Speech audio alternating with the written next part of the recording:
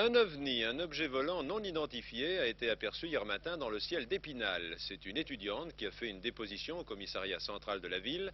Vers 2h30 du matin, elle a vu, à 50 mètres de sa fenêtre, un objet volant qui avait la forme d'une soucoupe orange munie d'un clignotant lumineux. Toujours d'après la déposition du témoin, l'objet s'est arrêté, il ne faisait aucun bruit.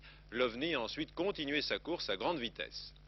Aux Journées internationales d'information sur les ovnis de Poitiers, une dizaine de scientifiques ont expliqué quelles étaient leurs conclusions après avoir étudié les ovnis pendant plusieurs années.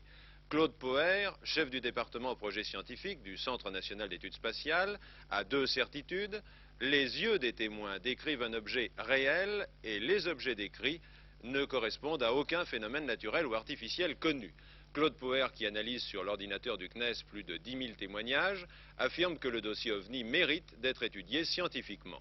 La plupart des scientifiques qui ont participé au colloque de Poitiers ont déclaré la même chose, ils ont abondé dans le même sens. Il y a deux sortes d'individus, ceux qui connaissent le dossier OVNI et qui constatent l'existence des mystérieux objets volants non identifiés, et ceux qui ne croient pas aux OVNI, car dans ce deuxième cas, a dit Pierre Guérin, maître de recherche au CNRS, il s'agit bien d'une croyance et non pas d'une constatation objective. La gendarmerie nationale était officiellement représentée par le capitaine Cochereau. Il a révélé que 600 dossiers étaient centralisés à la direction de la gendarmerie nationale, dont 72 portant sur des cas d'atterrissage. La gendarmerie nationale saisit de nombreux témoignages et ayant accumulé un certain nombre de procédures dans ses archives, a étudié dans un premier temps le problème et est arrivé à la conclusion qu'il existait réellement un problème OVNI.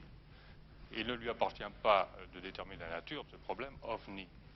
Mais nous pensons qu'il est notre devoir de porter à la connaissance des autorités scientifiques cette somme de documents que nous avons, de façon à ce que les autorités scientifiques puissent les étudier. Nous apportons tout simplement le matériau, nous sommes au niveau du recueil de l'information, nous donnons ça aux scientifiques, et maintenant, à eux de jouer.